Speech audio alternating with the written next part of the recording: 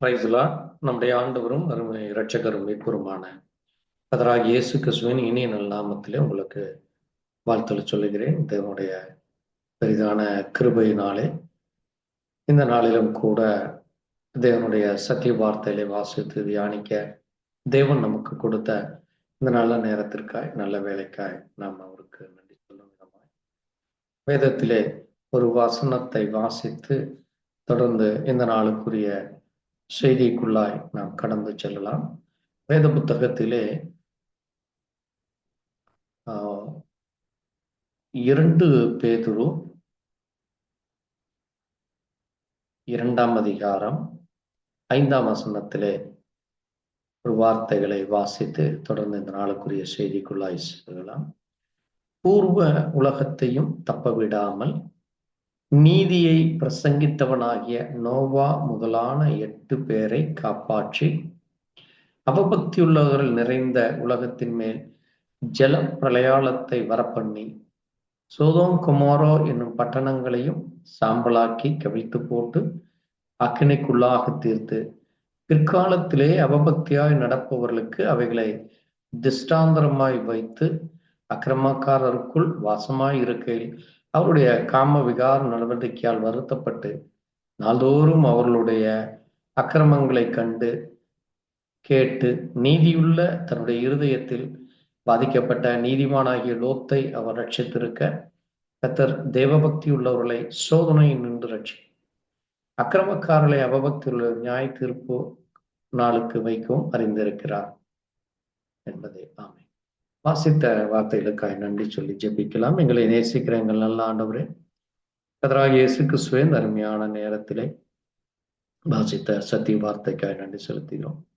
இந்த நல்ல நேரத்தில் ஆண்டவரே, இதோ நோவாவை குறித்தும் லோத்தை குறித்தும் இந்த நேரத்திலே வாசித்து அதிலே சொல்லப்பட்ட காரியங்கள், அது எந்த நோக்கத்திற்காய் சொல்லப்பட்டது, அதனுடைய காரியங்கள் என்ன, அது எப்படியாய் அந்த நாட்களிலே நடந்தது, இன்றைக்கும் நீர் இந்த 2 காரியங்களோடு இந்த உலகத்தின் முடிவு நாட்களிலே இந்த 2 தேவ மனுஷர்களை குறித்து நீர் சொல்லி இருக்கிறீரப்பா. இந்த நாளிலும் கூட வாசித்து தியானிக்கிற வேத வார்த்தைகளை கர்த்தர் தாமே அதனுடைய மகத்துவங்களை, மகிமைகளை, அதனுடைய ஆண்டவரே கர்த்தாவே, அது எந்த நோக்கத்திற்காய் அது வேதத்திலே சொல்லப்பட்டது, அது யாருக்காக, அது எப்படி நடந்து கொண்டிருக்கிறது, இனி நடக்கப் போகிறது என்று நேரத்திலே வாசித்து தியானிக்க தேவ கிருபையை கொடுத்து இதை கேட்கிற ஒவ்வொருவருக்கும் பிரயோஜனமாய் இருக்கு தேவதாயவை தர வேண்டுமா இயேசு கிறிஸ்துவினுடைய பரிசுத்த நாமத்திலே ஆமென். கர்த்தர் தாமே உங்கள் ஒவ்வொருவரையும் ஆசீர்வதிப்பாராக. இந்த நல்ல நேரத்திலும் கூட நாம் விசேஷமாக இன்றைக்கு ஒரு முக்கியமான ஒரு செய்திக்குள்ளாக நாம் தியானிக்க போகிறோம். இந்த செய்தியினுடைய தலைப்பு பிரசங்கம் மற்றும் பிரசங்கி. இப்படி 2 காரியங்களை நாம் தியானிக்க போகிறோம். அதிலே இந்த பிரசங்கம் யாருக்கு தேவைப்படுகிறது, அதை பிரசங்கிக்கிற அந்த பிரசங்கியாருடைய ஜீவியம் எப்படிப்பட்டதாக இருந்தது, இருக்க வேண்டும், எப்படி இருக்க கூடாது என்றும் நாம் இன்றைக்கு வேதத்தின் மூலமாக நாம் தியானிக்க போகிறோம். இப்பொழுது வாசித்த முதலாவது காரியமாக 2 பேதுரு 2ஆம் அதிகாரம் 5ஆம் வசனத்திலே இங்கே உலகத்திலே முதலாக மனிதர்களுக்கு பிரசங்கித்த ஒரு முதல் மனிதனாக இங்கே நோவாவை குறித்து நாம் இங்கே பார்க்கிறோம். நீதியை பிரசங்கித்தவனாகிய நோவா என்று இங்கே 5ஆம் வசனத்திலே சொல்லப்பட்டிருக்கிறது. நோவாவுடைய நாட்களிலே என்ன நடந்தது என்று நம் அனைவருக்கும் தெரியும். அது இன்றைக்கும் உலகத்திலே, அது துருக்கி என்கிற அந்த தேசத்திலே இன்றைக்கும் அது ஒரு அடையாளமாக அந்த பேழையும் அந்த இடமும் அது உலக பிரசித்தி பெற்ற ஒரு காரியமாக, அது மட்டுமல்ல, வேதத்தை, சத்திய வேதத்தை, இந்த பரிசுத்த வேதாகமத்தை அறிந்த ஒவ்வொரு ஜனங்களும் நோவா யார் என்று அறிந்திருக்கிறார்கள். ஆகவே இந்த நோவா செய்த காரியத்திலே மிக முக்கியமான ஒரு காரியம், 120 வருடங்கள், சுமார் 120 வருடங்கள் அங்கே நோவா பிரசங்கித்ததாக நாம் அங்கே பார்க்க முடிகிறது. பாருங்கள், இந்த 120 வருடமும் தேவன் இந்த பூமியை அவர் தண்ணீரினால் அழிக்கப் போகிறார்.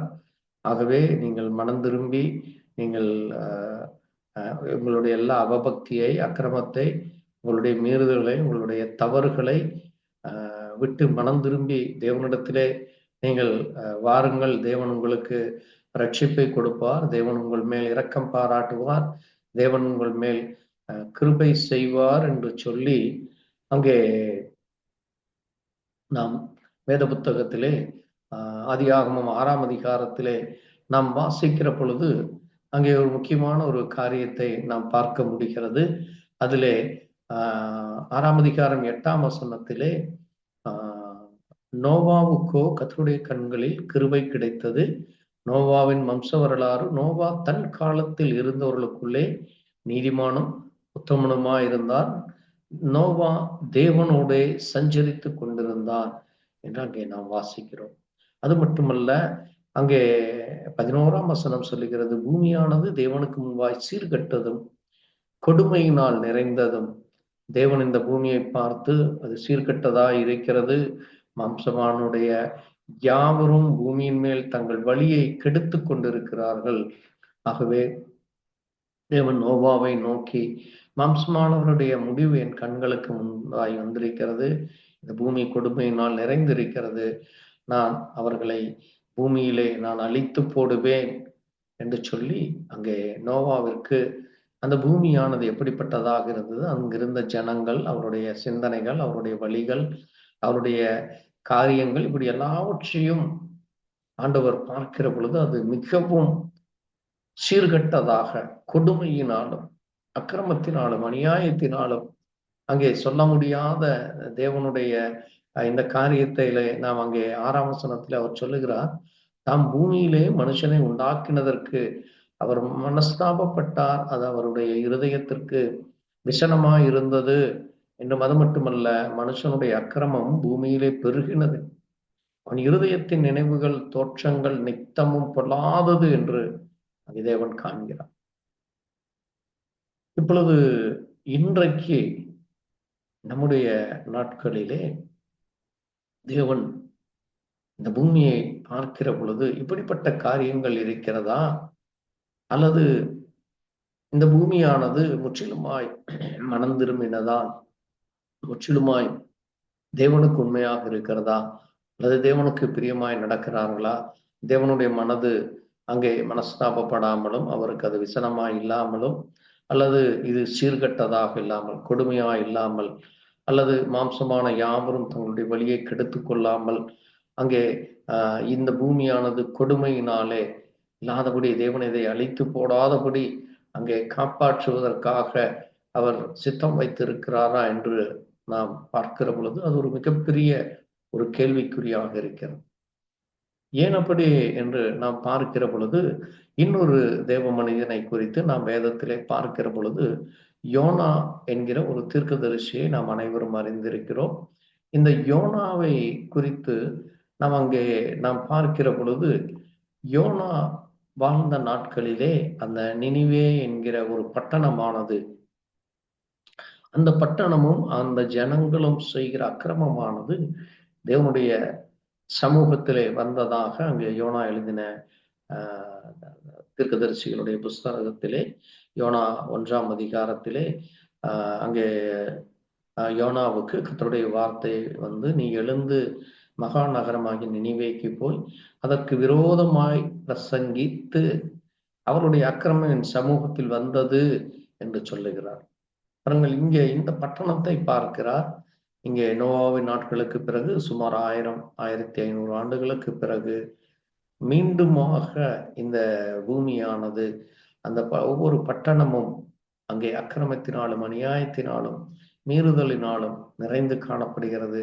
ஆகவே தேவன் அங்கே யோனா என்கிற ஒரு தேவ மனுஷனை அனுப்பி அந்த பட்டணத்திலே அந்த ஜனங்கள் செய்கிற காரியங்கள், அவர்கள் செய்கிற அக்கிரமங்கள், அநியாயங்கள், அவர்கள் செய்கிற தவறுகளை குறித்து அங்கே அவன் பேச சொல்லுகிறான். அங்கே சொல்லுகிற பொழுது பாருங்கள், இந்த நோவா அவன் என்ன செய்கிறான் என்று நாம் பார்க்கிற பொழுது அவனுக்குள்ளாக ஒரு பயம், அவனுக்குள்ளாக ஒரு தயக்கம். எப்படி நான் அந்த பட்டணத்திற்கு சென்று நான் அந்த காரியங்களை அந்த ஜனங்களுக்கு பிரசங்கிப்பேன்? அப்படி நான் அந்த பட்டணத்திற்கு சென்று நான் அப்படி பிரசங்கிக்கிற பொழுது அந்த ஜனங்கள் என்னை அங்கே விட்டு விடுவார்களா என்கிறபடியாக அவனுடைய இருதயத்திலே அவனுக்குள்ளாக ஒரு பயம், அங்கே ஒரு குழப்பமான சூழ்நிலை. ஆகவே இங்கே யோனா என்ன செய்கிறார் என்றால், கர்த்தருடைய சமூகத்தில் இருந்து விலகி அங்கே அந்த பட்டணத்திலிருந்து தர்ஷீஷ் என்கிற ஒரு பட்டணத்திற்கு அங்கே எழுந்து ஓடி போய் அங்கே யோப்பா என்கிற ஒரு இடத்திற்கு போகிறார். அங்கே ஒரு கப்பலை கண்டு அந்த கப்பலிலே அவன் பிரயாணம் செய்கிறதை நாம் அங்கே பார்க்க முடிகிறது. தொடர்ந்து அங்கே என்ன நடந்தது என்று நாம் அறிந்திருக்கிறோம். ஆனால் பாருங்கள், தேவன் அந்த பட்டணத்தை குறித்து, அந்த பட்டணத்திலே நீ செய்ய வேண்டிய காரியம் இதுதான் என்று சொல்லி அங்கே மறுபடியும் அங்கே அவருக்கு தேவன் எச்சரிக்கிற பொழுது அங்கே ஒரு பெரிய காற்று வந்து அந்த கப்பலை அது கவிழ்த்து போடுகிற அளவுக்கு வந்த பொழுது அந்த கப்பலில் இருந்தவர்கள் இது யாரால் வந்தது என்று சொல்லும் பொழுது யோனா அங்கே தன்னை தூக்கி அங்கே கடலிலே போட சொல்லுகிறார். அங்கே தேவன் ஒரு மீனை ஆயத்தப்படுத்தி அந்த மீனினுடைய வயிற்றிலே அவர் இரவு பகல் 3 நாள் இருந்து பிறகு அங்கே கர்த்தரை நோக்கி அவன் விண்ணப்பம் செய்கிறான். அங்கே நெருக்கத்திலே நான் கர்த்தரை நோக்கி கூப்பிட்டேன், அவர் எனக்கு உத்தரவினார். நான் பாதாளத்தின் வயிற்றிலிருந்து கூக்குரலிட்டேன், நீர் என் சத்தத்தை கேட்டீர். சமுத்திரத்தின் நடுமையமாக ஆழத்தில் நீர் என்னை தள்ளிவிட்டீர். நீரோட்டம் என்னை சூழ்ந்து கண்டது, உடைய வெள்ளங்களும் அலைகளும் என்மேல் புரண்டது. இப்படியாக சொல்லி அங்கே நான் கர்த்தருடைய துதியின் சத்தத்தை நான் உமக்கு பலியிடுகிறேன், நான் பொருத்தனை செய்து நான் அதை செய்வேன் என்று சொல்லி இப்படியாக தேவ சமூகத்திலே தன்னை தாழ்த்தி, அது மட்டுமல்ல அங்கே என்னுடைய விண்ணப்பம் உங்களுடைய சமூகத்திலே வந்து இந்த பொய்யான மாயை பற்றி கொள்கிறவர்களுக்கு அங்கே வருகிற கிருபையை அவர்கள் போக்கடித்து கொண்டிருக்கிறார்கள். ஆனால் தேவன் என்னுடைய ஜபத்தை, என்னுடைய சத்தத்தை கேட்டு எனக்கு ரட்சிப்பை கொடுத்தார், கிருபையை கொடுத்தார். ஆகவே நான் அங்கே தேவனுடைய சத்தத்திற்கு செவி சாய்த்து நான் அந்த பட்டணத்திற்கு போவேன் என்று அவனுக்குள்ளாக ஒரு உறுதிப்படுகிறார். தான் தேவன் மறுபடியுமாக 3ஆம் அதிகாரத்திலே நினிவே பட்டணத்திற்கு நீ போய் நான் உனக்கு கற்பிக்கும் வார்த்தைகளை அங்கே விரோதமாய் பேசு என்கிறார். முதலாவதாக அங்கே நாம் பார்க்கிற பொழுது கர்த்தருடைய வார்த்தை உண்டாகி நீ போய் பிரசங்கி என்று சொல்லுகிறார். ஆனால் 2வது முறை பேசும் பொழுது நான் உனக்கு என்ன சொல்லுகிறேனோ அந்த வார்த்தைகளை நீ அப்படியே பிரசங்கி என்று சொல்லுகிற பொழுது யோனா எழுந்து கர்த்தருடைய வார்த்தையின்படியே அங்கே நினிவேக்கு போய் அங்கே அந்த நகரத்தை கண்டு அந்த நகரத்திலே பிரவேசித்து அங்கிருந்த ஜனங்களை நோக்கி, இன்னும் உங்களுக்கு 40 நாள் தான் இருக்கிறது, இந்த பட்டணமானது கவிழ்ந்து போகும் என்று சொன்ன பொழுது அந்த பட்டணத்தில் இருந்த ஜனங்கள் தேவன் மேல் விசுவாசம் கொண்டு உபவாசம் செய்து அங்கே பெரியோர் முதல் சிறியோர் வரை ரட்டுடுத்தி செய்கிறார்கள். அது மட்டுமல்ல, இந்த செய்தியானது ராஜாவுக்கும் போய் அந்த ராஜாவும் அங்கே ரட்டுடுத்தி அங்கே தன்னுடைய உடுப்பை அந்த ராஜ வஸ்திரத்தை கழற்றி விட்டு ரட்டுடுத்தி சாம்பலிலே உட்கார்ந்தார். அது மட்டுமல்ல, அங்கே பிரதானிகளும் மற்ற எல்லோருமே அங்கே பாருங்கள், நாம் ஒரு காரியத்தை பார்க்கிற பொழுது மனுஷரும் மிருகங்களும் மாடுகளும் ஆடுகளும் ஒன்று முசிவார் மேயாமலும் தண்ணீர் குடியாமலும் இருக்கவும் மனுஷர் மிருகங்கள் ரட்டினால் மூடிக்கொண்டும் தேவனை நோக்கி உரத்த சத்தமிட்டுக்கும் அவரவர் தம் பொல்லாத வழியையும் தம் தம் கைகளில் கொடுமையை விட்டு திரும்ப கடவர்கள் யாருக்கு தெரியும், நாம் அழிந்து போகாதபடி. ஒருவேளை தேவன் மனஸ்தாபப்பட்டு தம்முடைய உக்கரத்தை விட்டு திருப்பினாலும் திருப்புவார் என்று சொல்லும் பொழுது ஜனங்கள் தங்கள் பொல்லாத வழியை விட்டு திரும்பினார்கள். தேவன் அவருடைய கிரியைகளை பார்த்து அவர்களுக்கு செய்வேன் என்று சொல்லி இருந்த தீங்கை குறித்து மனஸ்தாபப்பட்டு அதை செய்யாதிருந்தார் என்று இங்கே நாம் பார்க்கிறோம். இங்கே நாம் கவனிக்க வேண்டிய மிக முக்கியமான காரியம் என்னவென்றால், தேவன் அந்த பட்டணத்தை இருக்கிற ஜனங்கள் கண்டு, இந்த ஜனங்களுடைய அக்கிரமங்கள், மீறுதல்கள், அநியாயங்கள், அவர்கள் செய்கிற காரியங்களை குறித்து சொல்லுகிற பொழுது, ஆனால் அங்கே நாம் கவனிக்க வேண்டிய மிக முக்கியமான காரியம், தேவனுடைய வார்த்தையை பிரசங்கிக்கிற பொழுது அந்த ராஜாவும் அவனுடைய பிரதானிகளும் ஒரு கட்டளைகளை எடுத்துக்கிறார்கள். அது மட்டுமல்ல, அங்குள்ள எல்லா மனுஷரும், மிருகங்களும், ஆடு மாடுகளும் அங்கே ருசியாமலும் மேயாமலும் தண்ணீர் குடிக்காமலும் அங்கே தேவ சமூகத்திலே அங்கே அந்த 40 நாட்கள் அங்கே உபவாசம் இருந்து ஒரு பெரிய காரியத்தை செய்கிற பொழுது, தேவன் அவளுடைய செய்கைகளை கண்டு, அவளுடைய சிந்தனைகளை கண்டு, அவர்கள் செய்கிற அந்த உரத்த சத்தம் அவருடைய செவிகளிலே வந்த பொழுது, அவருடைய கொடுமைகளை விட்டு அவர்கள் மனம் திரும்புகிறதை அவர் காண்கிறார். அப்படிப்பட்ட காரியங்களை அவர்கள் செய்கிற பொழுது, அவர்கள் பொல்லாத வழியை விட்டு தங்கள் பொல்லாத வழியை திரும்பினார்கள் என்று தேவன் அவருடைய கிரியைகளை பார்க்கிறார். இங்க நாம் கவனிக்க வேண்டிய ஒரு மிக முக்கியமான ஒரு காரியம், இன்றைக்கு பிரசங்கமானது இயேசு கிறிஸ்து சொல்லுகிறார். அங்கே நாம் பார்க்கிற பொழுது முதலாவதாக புதிய ஏற்பாட்டிலே தேவனுடைய ஜனங்களுக்கு, அன்றைக்கு இருந்த இஸ்ரவேலர்களுக்கு, அங்கே மத்தேயு 3ஆம் அதிகாரத்திலே யோவான் ஸ்நானகன் அங்கே வனாந்தரத்தில் இருந்து வந்து அன்றைக்கு இருந்த ஜனங்களை பார்த்து, மனம் திரும்புங்கள், பரலோக ராஜ்யம் சமீபமாய் இருக்கிறது என்று சொல்லி அங்கே அவர் பிரசங்கிக்கிறார். அந்த பிரசங்கமானது அங்கே அங்கே இருக்கிற ஜனங்களுக்கு சொல்லப்படுகிற பொழுது, அந்த ஜனங்கள் அங்கே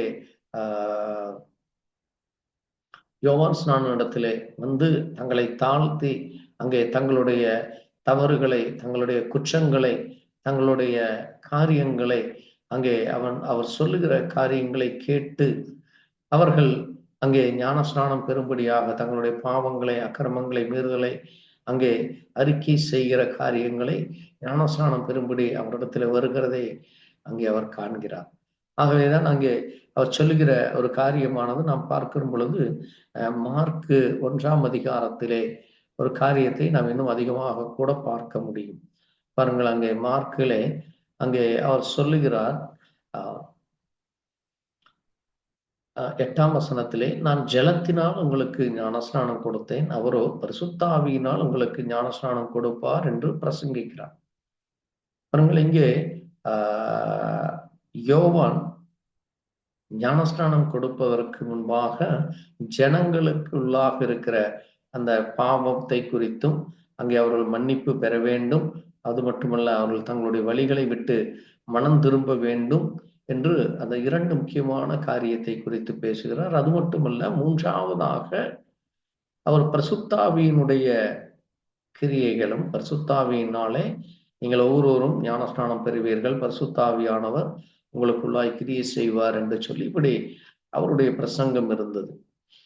ஆனால் இயேசு கிறிஸ்து இந்த பூமிக்கு வந்த பொழுது, இயேசு கிறிஸ்து செய்த ஒரு மிக முக்கியமான காரியத்தை நாம் பார்க்கிற பொழுது, அவருடைய பிரசங்கமானது மிக முக்கியமான ஒரு பிரசங்கமாக இருக்கிறதை நாம் இங்கே கவனிக்க முடிகிறது. மத்தேயு எழுதின சுவிசேஷத்திலே நாம் அங்கே பார்க்கிற பொழுது மிக முக்கியமான காரியத்தை பார்க்கலாம். அங்கே மத்தேயு 4ஆம் அதிகாரம் 17ஆம் வசனத்திலே இயேசு பரலோக ராஜ்யத்தை அது சமீபமாய் இருக்கிறது என்று சொல்லுகிறார். மற்றும் 4ஆம் அதிகாரம் 23ஆம் வசனத்திலே ராஜ்யத்தின் சுவிசேஷத்தை குறித்து ஜனங்களிடத்திலே பிரசங்கித்து, அது மட்டுமல்ல அங்கே வந்த சகல வியாதியஸ்தர்களை சுஸ்தமாக்கி அங்கே அவர்களுக்கு இருந்த எல்லா பலவீனங்களுக்காக அவர் ஜெபித்து அவர்களுக்கு உதவி செய்கிறார். அது மட்டுமல்ல, அங்கே அன்றைக்கு இருந்த யோவானுடைய சீஷர்கள், இவர் கிறிஸ்துவா அல்லது வேறொருவர் வர வேண்டுமா என்று சொல்லுகிற பொழுது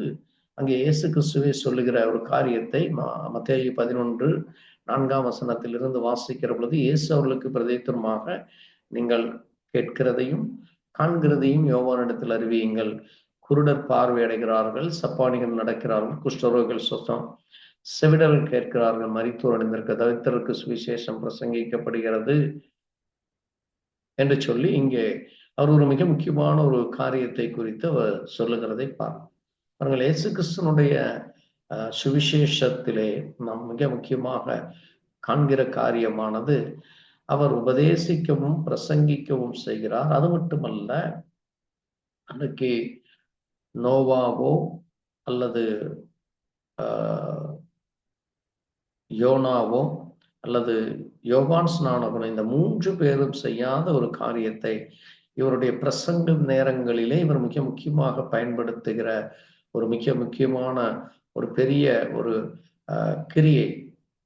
அங்கே குருடர்கள் பார்வையடைகிறது, சப்பானிகள் நடக்கிறது, குஷ்டரோகிகள் சுஸ்தம், செவிடர்கள் மரித்தோர்கள், இப்படி அங்கே அந்த ஜனங்களுக்கும் அவர்களுக்கு விடுதலை கொடுத்து அவர்கள் அங்கே மனம் திரும்பவும், அவர்கள் ரட்சிக்கப்படவும், அவர்கள் தேவனை அறிகிற அறிவும் தேவ சமூகத்திற்கு வர வேண்டும் என்கிற உணர்வோடுதான் அவர் அதை செய்கிறார். ஆகவேதான் பாருங்கள், அங்கே மத்தேயு 1:38 சொல்லும் பொழுது, நான் இன்னும் அநேக பட்டணங்களுக்கு சென்று நான் பிரசங்கிக்க வேண்டும் என்று சொல்லி இயேசு சொன்ன அந்த காரியமானது அவர் தேவ ராஜ்யத்தை, தேவனுடைய ராஜ்யம் இந்த பூமியிலே ஸ்தாபிக்கப்பட வேண்டும்.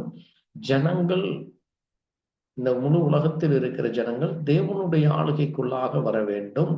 இப்படி தேவனுடைய ஆளுகைக்குள்ளாய் வரும் பொழுது மட்டுமே இந்த பூமியிலே அக்கிரமங்களோ, மீறுதல்களோ, அநியாயங்களோ, அல்லது குருடர்களோ, செவிடர்களோ, முடவர்களோ, அல்லது இந்த பூமியிலே தரித்திரமோ மரணமோ இல்லாதபடி ஒரு நிலையான அஸ்திபாரமான அசைவில்லாத ஒரு ராஜ்யத்தை ஜனங்களுக்கு அவர் கொடுக்க போகிறதை அவர் ஒரு திருஷ்டாந்திரமாக அங்கே அது வரப்போகிறது, அதை விசுவாசிக்க வேண்டும். அதை விசுவாசித்து தேவனை ஏற்றுக்கொள்கிறவர்கள் அங்கே தங்களுடைய பாவங்களை, தங்களுடைய அக்கிரமங்களை, அநியாயங்களை, மீறுதல்களை அறிக்கை செய்து அதை தொடர்ந்து செய்யாதபடி தேவனுக்காக பரிசுத்தமாய், சாட்சியாய், உண்மையாய், உத்தமமான இருதயத்தோடு இருக்க வேண்டும் என்று தேவன் அங்கே விரும்புகிறார். ஆகவேதான் பாருங்கள், அங்கே இயேசு கிறிஸ்து மத்தேயு 9ஆம் அதிகாரத்திலே 35ஆம் வசனத்தில் அவர் பட்டணங்கள் தோறும், கிராமங்கள் தோறும் சுற்றி நடந்து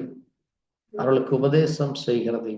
அது மட்டுமல்ல, அங்கே நாம் பார்க்கிற பொழுது மத்தேயு 10ஆம் அதிகாரம் 7ஆம் வசனத்திலே அவர் தன்னுடைய சீடர்களை நோக்கி, நீங்களும் சென்று அங்கே சர்வ சிருஷ்டிக்கும் சுவிசேஷம் பிரசங்கியுங்கள் என்று சொல்லுகிறார். அதைத்தான் அங்கே மார்க்கு எழுதின சுவிசேஷம் 16ஆம் அதிகாரத்திலே அவர் சர்வ சிருஷ்டி என்று சொல்லுகிறார். எப்படி யோனா அங்கே சென்று நினிவே பட்டணத்திலே சென்ற பொழுது அங்கிருந்த ஆடு மாடுகள், அங்கிருந்த மிருக ஜீவன்கள் எல்லாம் அங்கே தங்களை தாழ்த்தி அது செய்தது போல இந்த நாட்களிலேயும் எல்லா சிருஷ்டிக்கும் தேவனுடைய வார்த்தை செல்ல வேண்டும். அது தேவன் விரும்புகிற காரியமாக இருக்கிறது.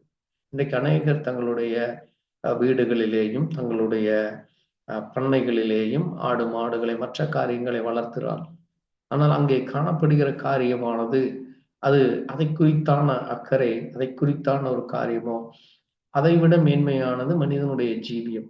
ஆகவே அவர்களிடத்திலே வேலை செய்கிறவர்களுக்காக, அவர்களிடத்திலே இருக்கிறவர்களுக்காக, அங்கே கூட இருக்கிறவர்கள், நண்பர்கள், உற்றார் உறவினர்கள், இன்னும் நம்மை சுற்றி இருக்கிறபடி ஒவ்வொருவருக்காக அந்த ஆத்மாவை குறித்து பாரத்தோடு, அந்த ஆத்மாவை குறித்து அங்கே கவலைப்படுகிற தேவ ஜனங்கள் இந்த பூமியிலே அங்கே இருக்க வேண்டும் என்று தேவன் விரும்புகிறார். ஆகவேதான் நம்ம ஒவ்வொருவரையும், தேவனை ஏற்றுக்கொண்ட பிள்ளைகளாகிய நம்ம ஒவ்வொருவரும் தேவனுடைய வார்த்தையின்படி, நாம் அந்த வசனத்தின்படி சாட்சியாக ஜீவிக்க வேண்டும் என்று அவர் சொல்லுகிறார்.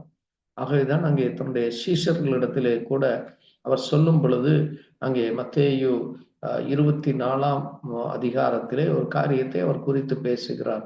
பாருங்கள், ஒரு பிரசங்கமானது, அந்த பிரசங்கம் சொல்லுகிற பொழுது அந்த பிரசங்கத்தை செய்கிறவர்களுடைய ஜீவியமும் அது எப்படி இருக்க வேண்டும் என்று அவர் அங்கே வலியுறுத்தி சொல்லுகிறதை நாம் பார்க்க முடிகிறது.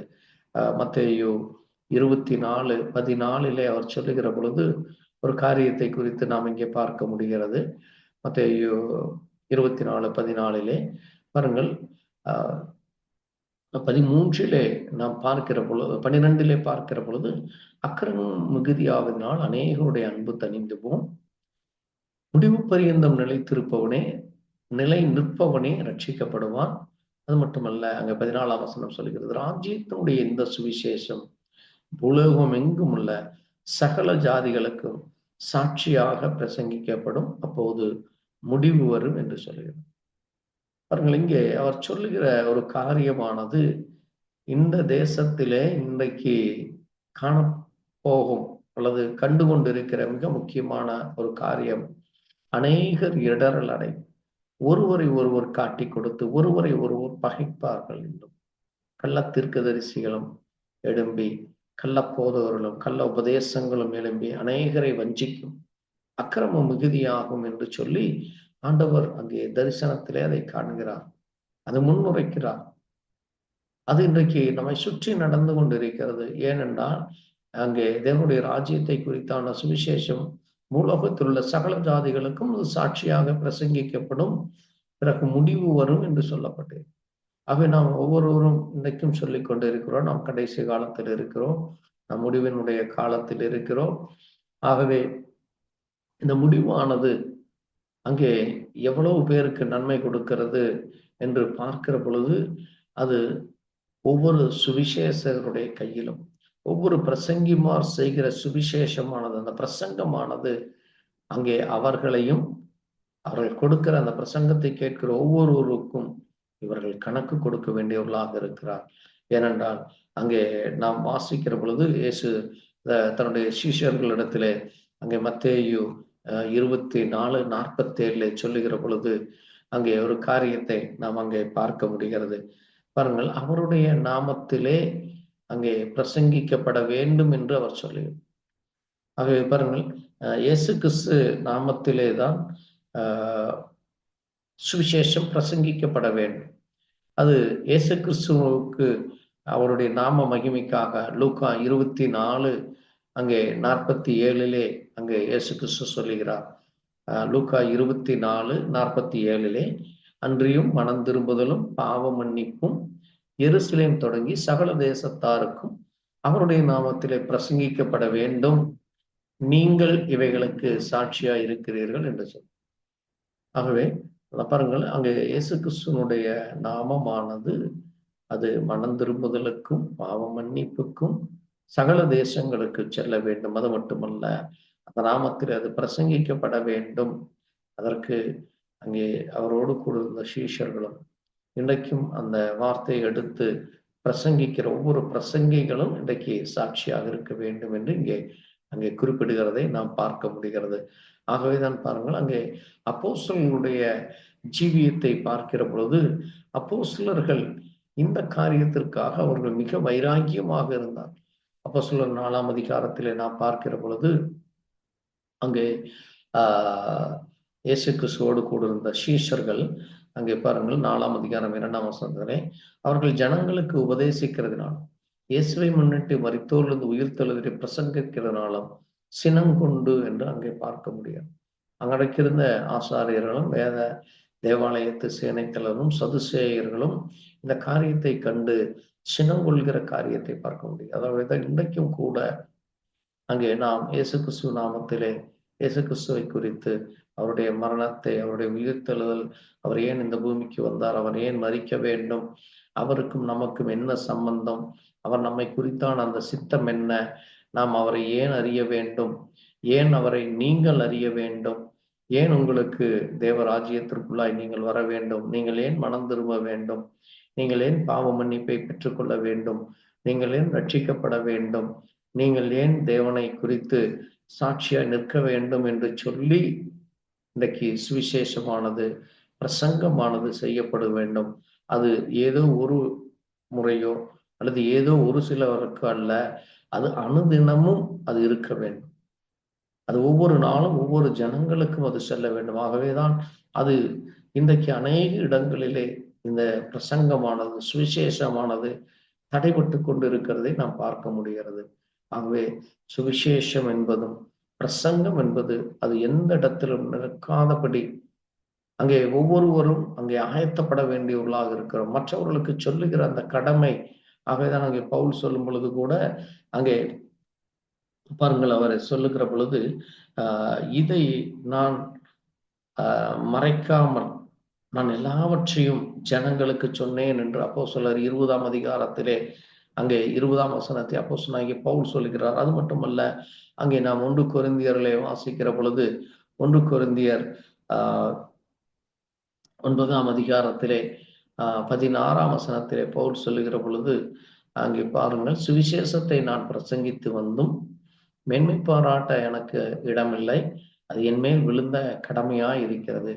சுவிசேஷத்தை நான் பிரசங்கியாதிருந்தால் எனக்கு ஐயோ என்று சொல்லுங்க.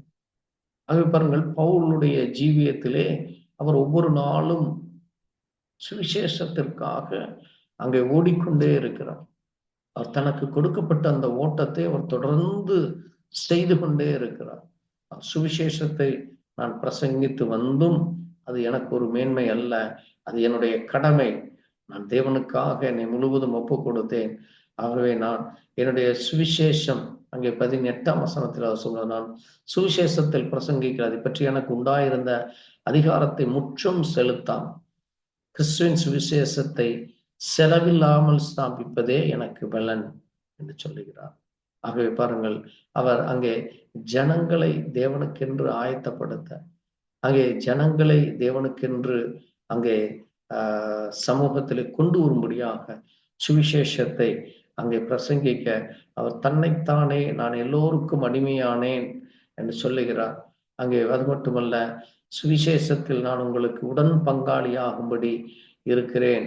ஆகவே பாருங்கள், நான் நிச்சயமில்லாமல் ஓடேன், மற்றவர்களுக்கு பிரசங்கிக்கிற நான் தானே ஆகாதவனாய் போகாதபடி என் சரீரத்தை ஒடுக்கி கீழ்ப்படுத்துகிறேன் என்று சொல்றார். ஆகவே ஒரு பிரசங்கமானது அந்த பிரசங்கிக்கிற பிரசங்கி தன்னை மேன்மைப்படுத்துகிறனாகவோ அல்லது தன்னை குறித்து பெருமை பேசுகிறனா அல்லது தன்னை பற்றி மற்றவர்கள் பெருமையாய் பேச வேண்டும் என்று இல்லாதபடி முற்றிலுமாய் அவர் தன்னை தாழ்த்தி, அவர் தனக்கு எந்த மேன்மையும் இல்லை, தனக்கு எந்த ஒரு இதுவும் இல்லை, முழுவதும் தேவனே என்னை பயன்படுத்துகிறார், நான் முழுவதுமாக தேவனுக்கென்று இதை நான் செய்கிறேன், இது என் மேல் விழுந்த கடமை என்று சொல்லுகிற அப்படிப்பட்ட பிரசங்கிகள், அப்படிப்பட்ட பிரசங்கமும் அப்படிப்பட்ட சுவிசேஷமும் இன்றைக்கு தேவைப்படுகிறது.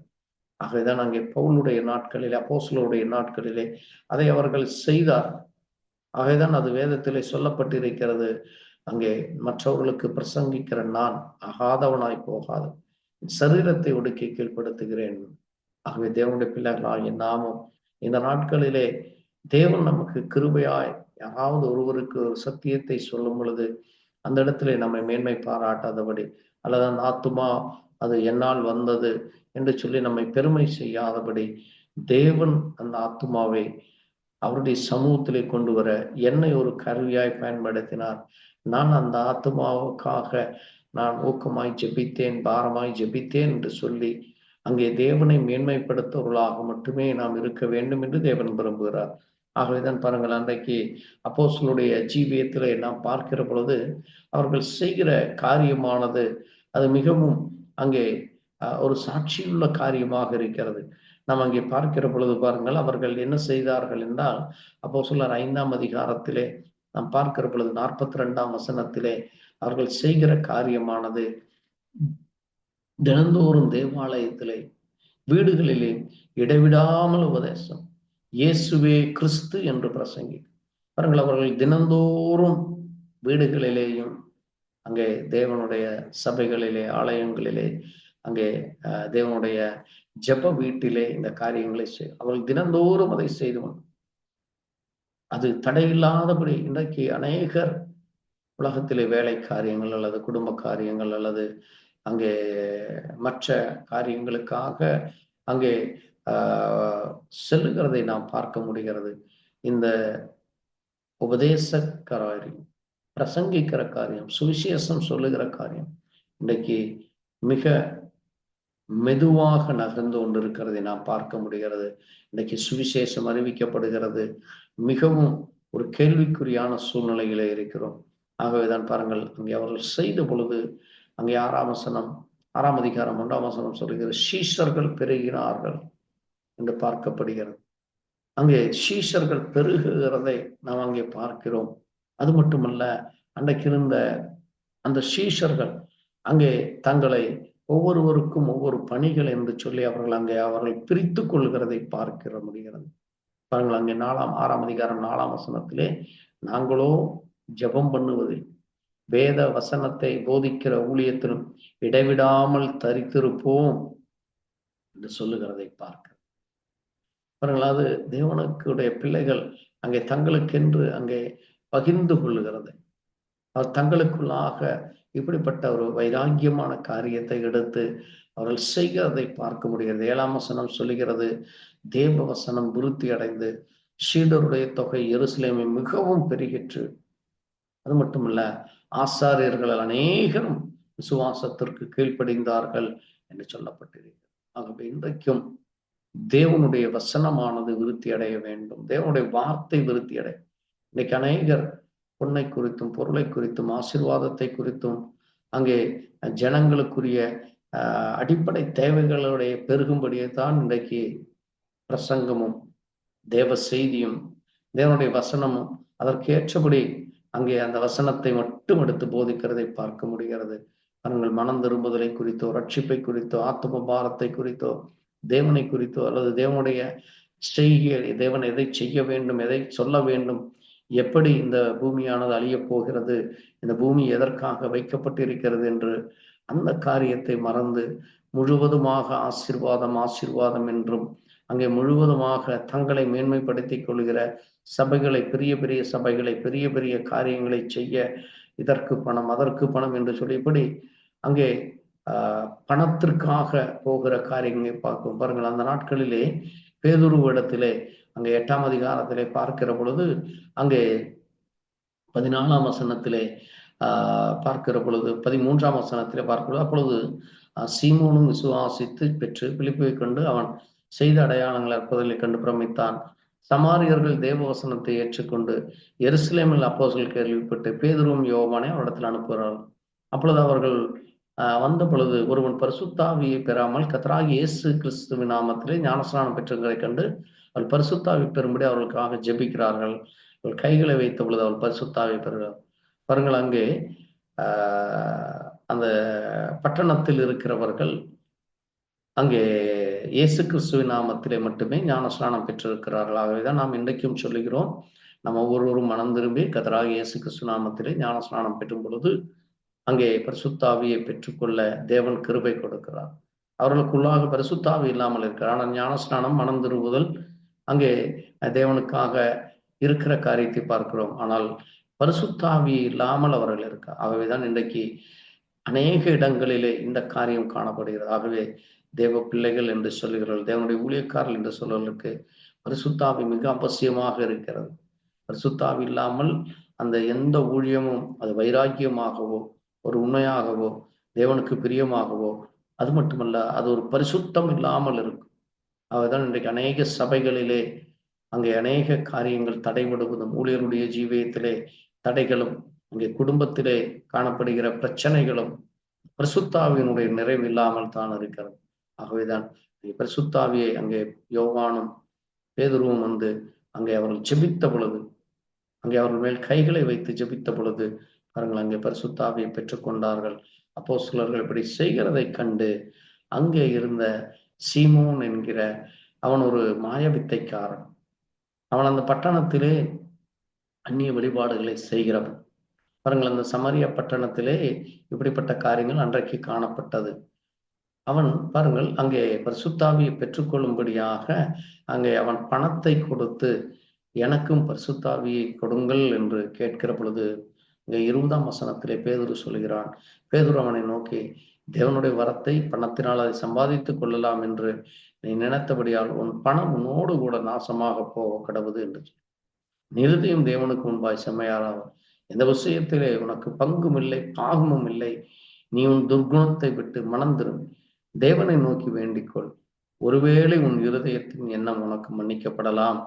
நீ கசப்பான பிச்சிலும் பாவக்கட்டிலும் அகப்பட்டிருக்கிறதை காண்கிறேன் என்று சொல்லி பாருங்கள், அங்கே ஒரு மனிதனுக்குள்ளாக பாருங்கள் அவன் தேவனை ஏற்றுக்கொள்கிறான். தேவனை அங்கே நான் விசுவாசிக்கிறேன், நான் தேவனை ஏற்றுக்கொள்கிறேன் என்று சொல்லி அவன் அங்கே வருகிறான்.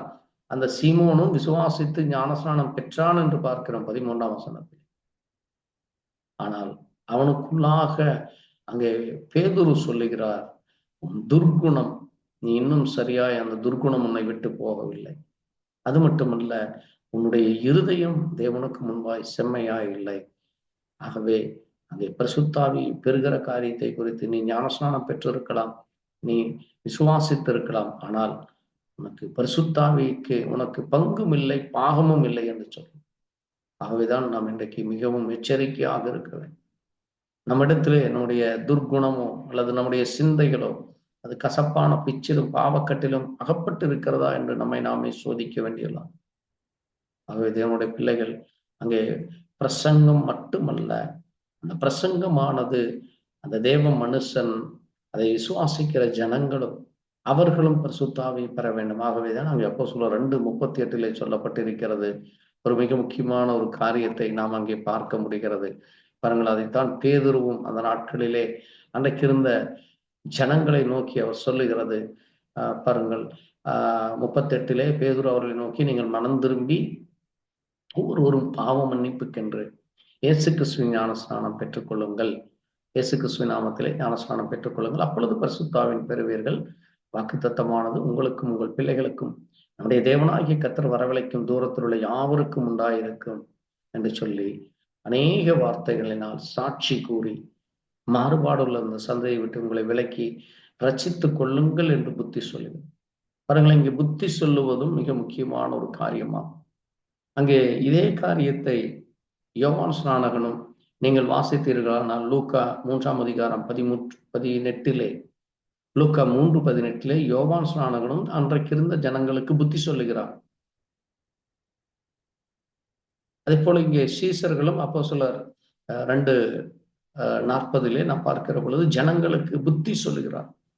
இன்றைக்கு வெறும் பிரசங்கம் மட்டுமல்ல, சுவிசேஷம் சொல்வது மட்டுமல்ல, அவர்களுக்கு புத்திமதிகளை சொல்ல வேண்டிய காரியத்திலும் அங்கே பிரசங்கிகளுக்கும் பிரசங்கிமார்களுக்கும் பொறுப்புள்ளதாக இருக்கிறது. அங்கே என்ன புத்தி சொல்வது, எப்படி சொல்லுவது என்று வேதத்திலே நமக்கு அநேக காரியங்கள் இருக்கு. எப்படிப்பட்ட காரியங்களை அங்கே சொல்லி அங்கே அந்த ஜனங்களை சரியானபடி நடத்த வேண்டும், சரியானபடி அவர்கள் தேவனோடு கூட ஐக்கியப்பட வேண்டும், தேவனுடைய ராஜ்யத்திலே காணப்பட வேண்டும் என்று அங்கே வேதத்திலே நமக்கு சொல்லப்பட்டிருக்கிறது. ஆகவேதான் அங்கே நாம் வாசிக்கிற பொழுது அப்போஸ்தலர் 19ஆம் அதிகாரத்திலே கூட அங்கே ஒரு முக்கியமான ஒரு காரியத்தை பவுலும் செய்கிறார். நீங்கள் வாசிக்கிற பொழுது பாருங்கள், அப்போஸ்தலர் 19ஆம் அதிகாரத்திலே 8ஆம் வசனத்திலே பார்க்கிற பொழுது, பின்பு பவுல் ஜெபாலயத்தில் பிரவேசித்து தைரியமாய் பிரசங்கித்து 3 மாதம் அளவும் தேவனுடைய ராஜ்யத்துக்கு இடத்திலே சம்பாஷணை பண்ணி புத்தி சொல்லி கொண்டு வந்தான் என்று பார்க்க. ஆகவே இன்றைக்கு தைரியத்தோடு பிரசங்கிக்கவும், தேவனுடைய ராஜ்யங்களை குறித்து நாம் பேசவும், அந்த ஜனங்களுக்கு புத்தி சொல்ல வேண்டியவர்களாக இருக்கிறோம். அது மட்டுமல்ல, பாருங்கள், அன்றைக்கு ஒரு சிலர் அங்கே அந்த கூட்டத்திலே இந்த மார்க்கம் இது மிக கடினமாக இருக்கிறது, இதை யார் பின்பற்ற முடியும், இதை யார் என்ன செய்ய முடியும் என்று சொல்லி அங்கே ஒரு சில கடினமுள்ள இருதயவர்கள் அங்கே அந்த மார்க்கத்தை நிந்திக்கிறதாக பார்க்கிறோம். பாருங்களேன், இது இன்றைக்கும் அதே காரியம் நடந்து கொண்டிருக்கிறது. இன்றைக்கும் நம்ம தேவனை குறித்தும் தேவனுடைய ராஜ்யத்தை குறித்தும் பாவ மன்னிப்பை குறித்தும் அங்கே தேவனுடைய பிள்ளைகளை குறித்தும் சொல்லுகிற பொழுது அங்கே கடினப்படுகிறவர்களும் அவிசுவாசிகளும் இந்த மார்க்கத்தை, தேவனுடைய அந்த சத்தியத்தை, அந்த வழிகளை குறித்து நிந்திக்கிறவர்களும் காணப்படுகிறார்கள். ஆகவே தேவனுடைய பிள்ளைகளாகிய ஊழியக்காரர்களாக இருக்கிற நம்ம ஒவ்வொருவரும், விசுவாசிகளாக இருக்கிற நம்ம ஒவ்வொருவருக்குள்ளும் தேவன் ஒரு கட்டளையை கொடுத்திருக்கிறார். அங்கே அவர்களை சீஷராக்கி அங்கே அவர்கள் இயேசு கிறிஸ்து நாமத்திலே ஞானஸ்நானம் கொடுத்து பாவ மன்னிப்பையும் பரிசுத்தாவினுடைய வல்லமையிலே நிரம்ப வேண்டும். ஏனென்றால் அங்கே பாருங்கள், இது எதற்காக செய்யப்படுகிறது என்றால் அது தேவ பிள்ளைகளுக்கு ஒரு மிக முக்கியமான ஒரு ஆசீர்வாதத்தை கொண்டு வருகிறது. இந்த காரியத்தை செய்ய அங்கே நாம் பார்க்கிற பொழுது அது ஒரு மிக முக்கியமான ஒரு ஆசீர்வாதமாக அது நமக்கு தெரிகிறது. நாம் 1 பேதுரு 1ஆம் அதிகாரத்திலே அங்கே நாம் வாசிக்கிற பொழுது பாருங்கள், 10ஆம் வசனத்திலிருந்து 9ஆம் வசனத்திலிருந்து வாசிக்கிறேன். உங்கள் விசுவாசத்தின் பலனாகிய ஆத்தும ரட்சிப்பை அடைகிறீர்கள். உங்களுக்கு உண்டான கிருபை குறித்து தீர்க்க தரிசனம் சொன்ன தீர்க்கதரிசிகள் இந்த ரட்சிப்பை குறித்து கருத்தாய் ஆராய்ந்து பரிசோதனை பண்ணினார்கள். தங்களில் உள்ள கிறிஸ்துவின் ஆவியானவர் கிறிஸ்துவுக்குண்டாகும் பாடுகளை அவைகளுக்கு பின்வரும் மகிமைகளை முன்னறிவித்து என்ன காலத்தில் குறித்தார் என்பதையும் அந்த காலத்தின் விசேஷம் என்ன என்பதையும் ஆராய்ந்தார்கள். தங்கள் நிமித்தமல்ல, நமது நிமித்தமே இவைகளை தெரிவித்தார்கள். உங்களுக்கு வெளியாக்கப்பட்டது பரலோகத்திலிருந்து அனுப்பப்பட்ட பரிசுத்த ஆவியினாலே உங்களுக்கு சுவிசேஷத்தை பிரசங்கித்தவர்களை கண்டு என்று இங்கே சொல்லப்படுகிறது. பாருங்கள், அங்கே பழைய ஏற்பாட்டில் இருக்கிற தீர்க்கதரிசிகளும் தீர்க்க தரிசனம் சொன்னவர்களும் அங்கே தேவனுடைய ரட்சிப்பை குறித்தும் கிறிஸ்துவனுடைய ராஜ்யத்தை குறித்தும் கிறிஸ்துவனுடைய அந்த பரிசுத்த ஆவியை குறித்தும், அது மட்டுமல்ல, கிறிஸ்துவானவர் இந்த பூமிக்கு அங்கே வரப்போகிறார், அவர் நமக்காக பாடுகளை நமக்காக அங்கே அவர் மரிக்க போகிறதும் அவர் உயிர் தெழுத போகிறதையும் குறித்து அவர்கள் அதை முன்னறிவிக்கிறார்கள். அது என்ன காலத்தில் என்பதையும் அந்த காலத்தின் விசேஷம் என்னது என்பதையும் அவர்கள் வேதத்திலே குறித்திருக்கிறார்கள். அது அவர்களுக்காக அல்ல, அது நமது நிமித்தமே அவர்கள் அப்படி சொன்னார்கள். ஏனென்றால் அது பரலோகத்திலிருந்து அனுப்பப்பட்ட அது பரிசுத்த ஆவியினுடைய சுவிசேஷம். அந்த பரிசுத்த ஆவியிலே நிரம்பி அவர்கள் அதை பிரசங்கித்தார்கள் என்று சொல்லப்பட்டிருக்கிறது. ஆகவே இன்றைக்கும் இதை குறித்து இங்கே பேதுரு சொல்லுகிற பொழுது, பரிசுத்த ஆவியிலே உங்களுக்கு சுவிசேஷத்தை பிரசங்கிக்கவதை கொண்டு இவைகள் இப்பொழுது உங்களுக்கு அறிவிக்கப்பட்டு வருகிறது. இவைகளை உற்று பார்க்க தேவதூதரும் ஆசையாயிருக்கிறார்கள் என்று சொல்லப்படும். அது பாருங்கள், இப்படிப்பட்ட காரியங்களை எங்கெல்லாம் பிரசங்கிக்கப்படுகிறது, எங்கெல்லாம் இயேசு கிறிஸ்து நாமத்திலே அங்கே சுவிசேஷம் சொல்லப்படுகிறதோ, ஏனென்றால் அவருடைய நாமத்திலே அங்கே சர்வ சிருஷ்டிக்கும் சுவிசேஷம் பிரசங்கிக்கப்பட வேண்டும் என்று நாம் வேதத்திலே வாசிக்க முடிகிறது. அது இயேசு கிறிஸ்துவின் நாமத்திலே எல்லா இடங்களிலும் அங்கே அது பிரசங்கிக்கப்பட வேண்டும். அது தேவனுடைய நாமத்தை அது மகிமைப்படுத்துகிறதாக இருக்கிறது.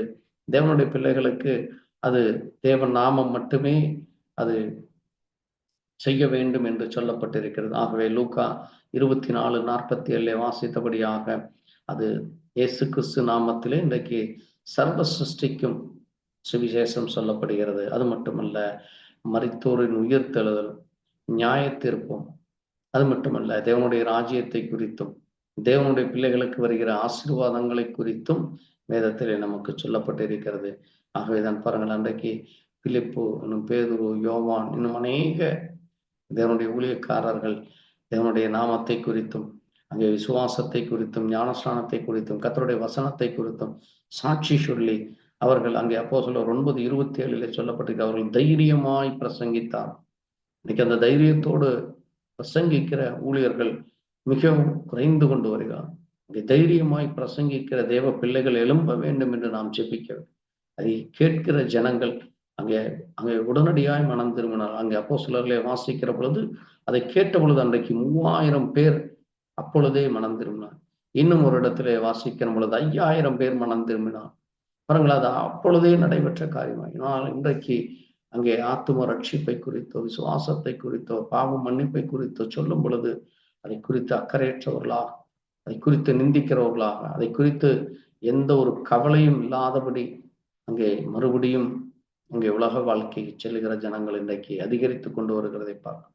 ஆகவே தேவ பிள்ளைகளாகிய நாம் ஒவ்வொருவரும் ஒவ்வொரு ஆத்மா மேலும் அக்கறை கொண்டவர்களாக பிரசங்கிக்கிற அந்த பிரசங்கமானது, அந்த சத்தமானது அவர்களுக்கு ஜீவனை கொண்டு வர வேண்டும்.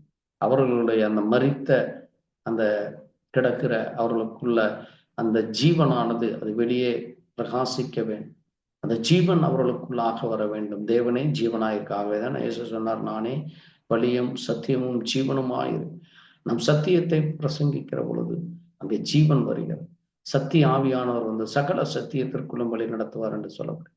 ஆகவே பரிசுத்த ஆவியினாலே நிறைந்தவர்களாய் நாம் சத்தியத்தை பேசும் பொழுது, சத்திய வசனத்தை பேசும் பொழுது தேவனுடைய ஆவியாகிய அந்த ஜீவன் அவர்களுக்குள்ளாய் வந்து அந்த மரித்து போன ஆத்மாவை, அந்த ஆத்மாவானது ரட்சிக்கப்படும்படியா இந்த ஆத்மாவானது தேவனை குறித்து ஒரு வைராக்கியம் உள்ளவர்களாய், தேவனுடைய ராஜ்யத்திற்கு நான் வர வேண்டும், என்னுடைய பாவத்தை என்னுடைய அக்கிரமத்தை மன்னிக்க அவர் உண்டு என்று சொல்லி அவர்கள் மனம் திரும்ப, அது அவர்களை உயிரோடு எழுப்ப, அவர்களுக்குள்ளாய் ஒரு உணர்வுகளை கொண்டு வர, அவர்களுக்குள்ளாக அந்த பாவத்தை குறித்தான அந்த அக்கிரமத்தை மீறுதலை அவர்கள் செய்கிற தவறுகளை குறித்தான ஒரு உணர்வு வர தேவன் கிருபை கொடுக்கிறார்.